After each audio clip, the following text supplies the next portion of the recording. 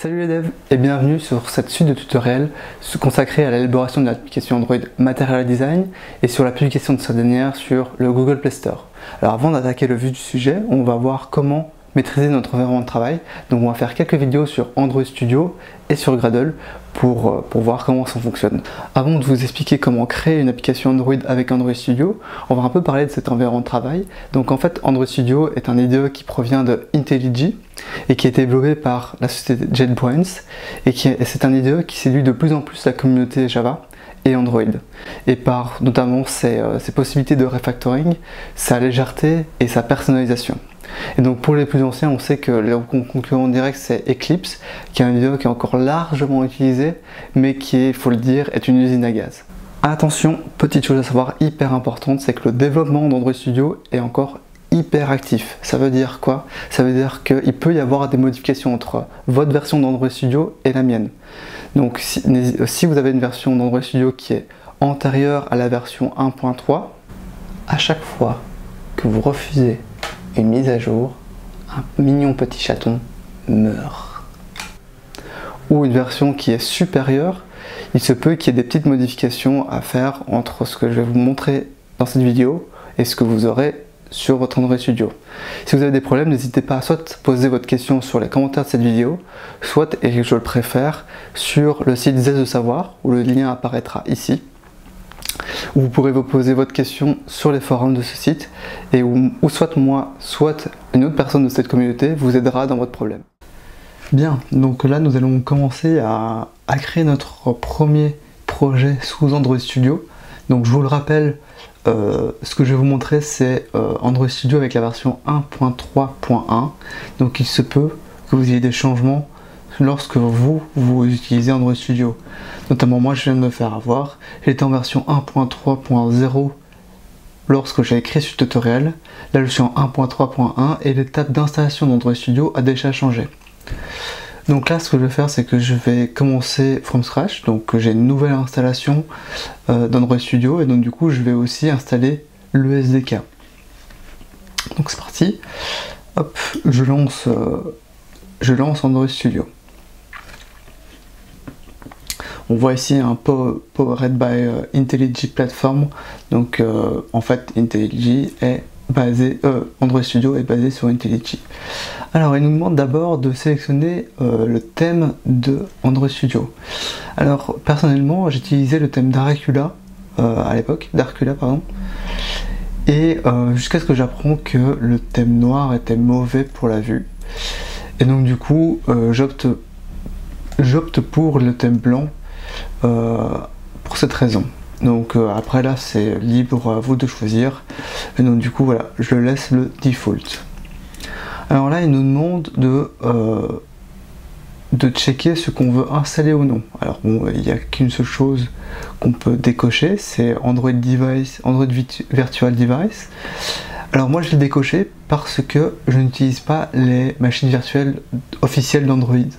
On va y revenir, mais j'utilise en fait les émulateurs de Genymotion qui sont des excellents émulateurs qui sont beaucoup plus rapides que les officiels.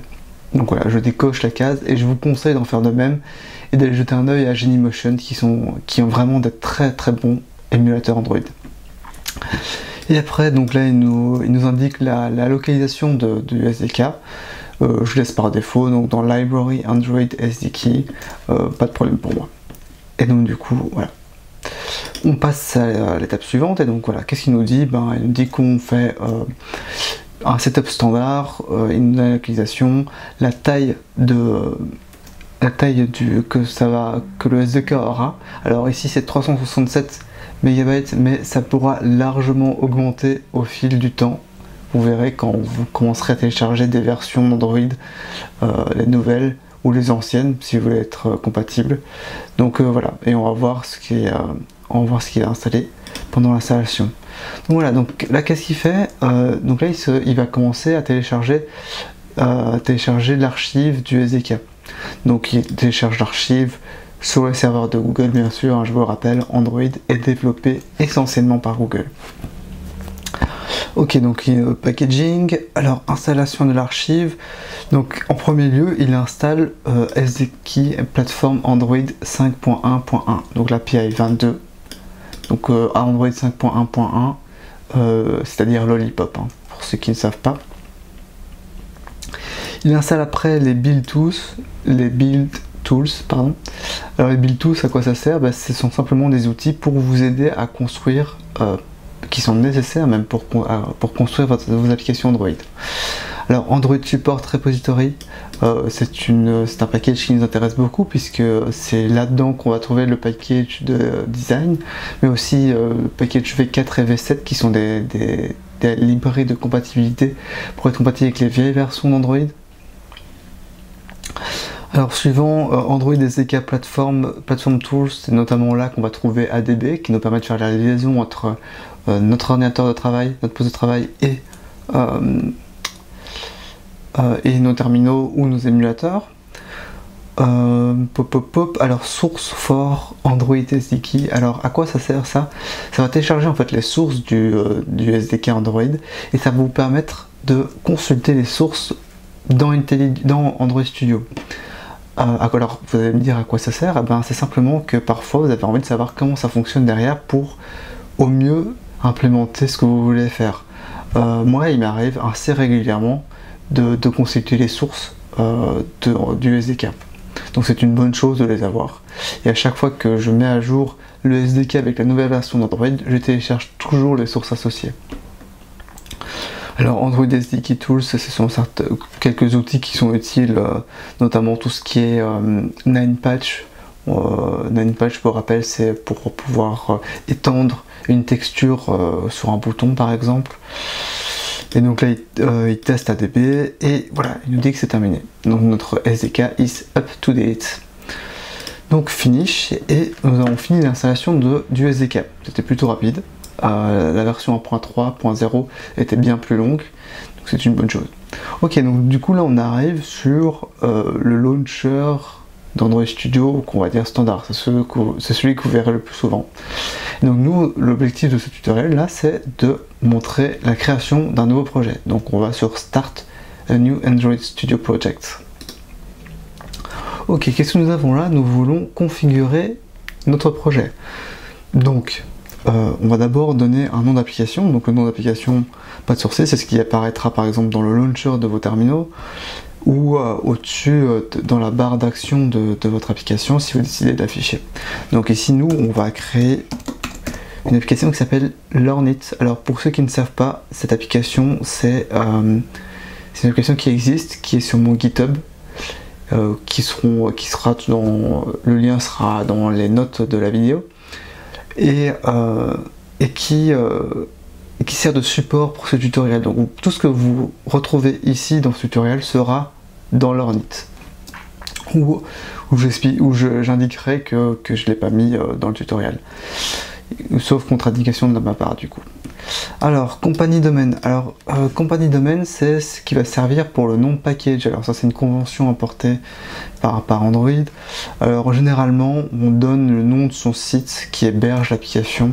Alors là, moi, j'ai un nom de site qui n'héberge pas réellement l'application, mais c'est mon site, donc du coup, j'ai par habitude de le mettre comme compagnie domaine.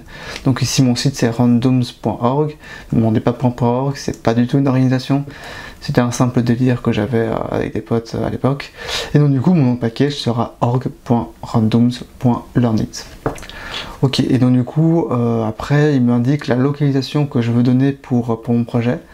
Alors moi, j'ai comme habitude, comme convention, une convention qui vient d'Eclipse, de mettre ça dans un dossier qui s'appelle le workspace. Et donc du coup, je vais mettre ça dans user, randoms, documents, et dans ce document, je vais créer un nouveau folder que je vais appeler workspace, qui est mon espace de travail donc. Ok. Et file name learnit, tout va bien. Ok, donc du coup voilà, documents, workspace, learnit. Ce sera là que sera créée mon application.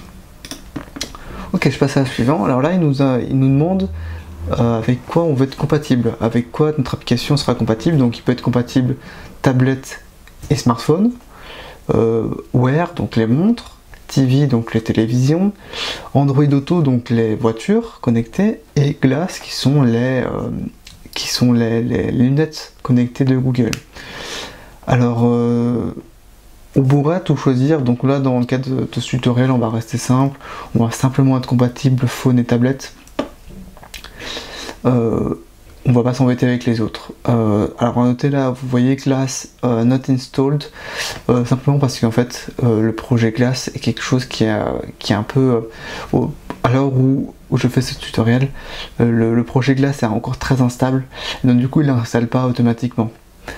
Donc du coup voilà, donc phone, et alors il nous demande de spécifier le minimum SD key. Donc là on va être compatible avec l'API 15.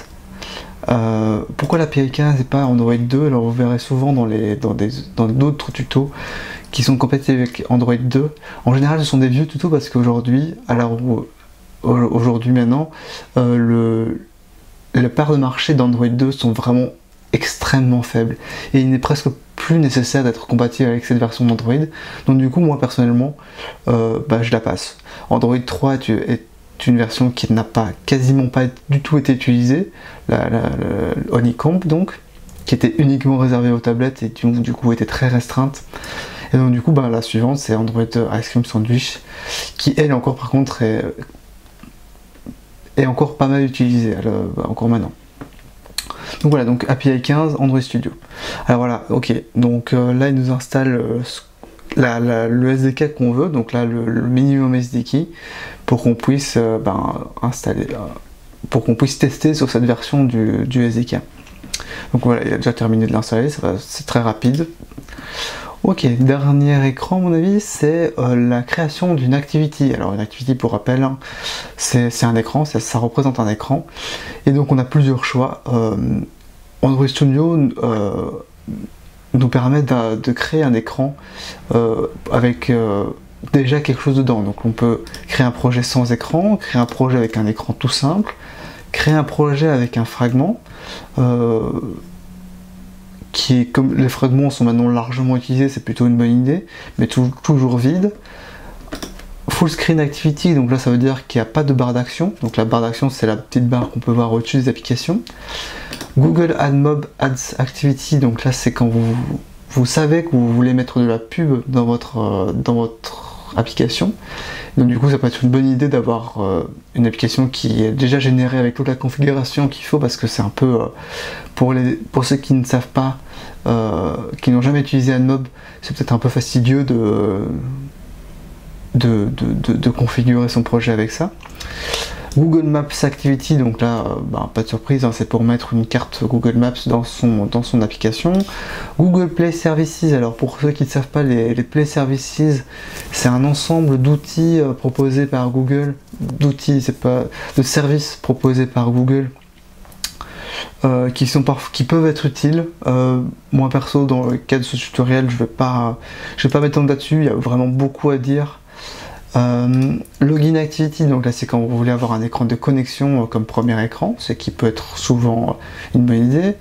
Master Detail Flow, alors là c'est un écran c'est une génération d'un écran qui est compatible tablette, c'est-à-dire que sur smartphone vous aurez d'abord une liste, puis quand vous cliquez sur un item de la liste, vous avez les détails de l'item, et sur tablette vous avez une liste à gauche et les détails directement à droite, et vous avez la liaison directement entre les deux.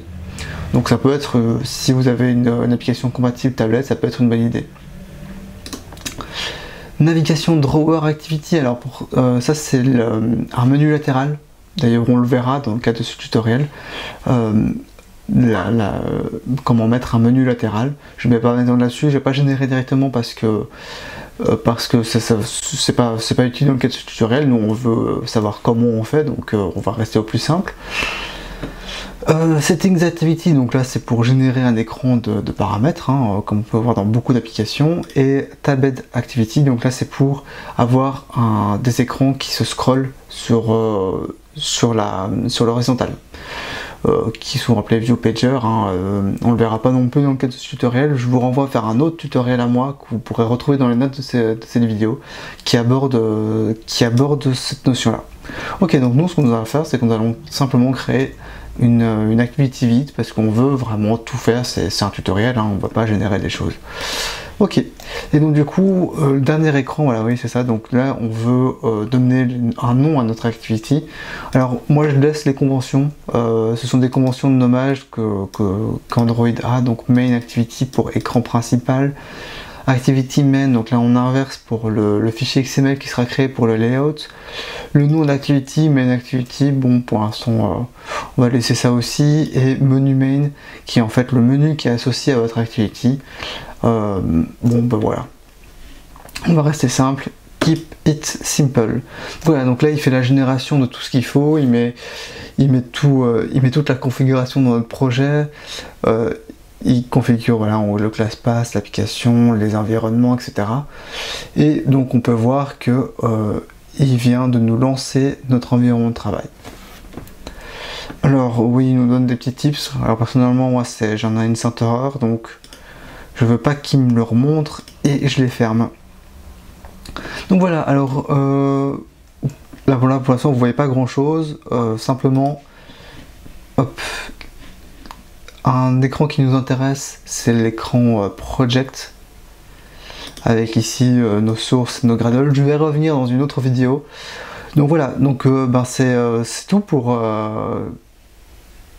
ce premier épisode. Pour le prochain, on va un peu voir comment fonctionne Gradle. Ah voilà, donc là il nous ouvre l'activité et le layout qui est associé avec la prévisualisation qui va s'afficher, voilà, et Hello World. Donc qu'est-ce que je disais? Donc oui, les scripts Gradle, donc c'est ça qu'on va voir pour le prochain épisode. Gradle qui est une technologie, un moteur de production qui est vraiment très intéressant mais qui peut perdre les débutants. Donc on se revoit pour l'épisode 2 sur le moteur de production Gradle. Ciao les devs!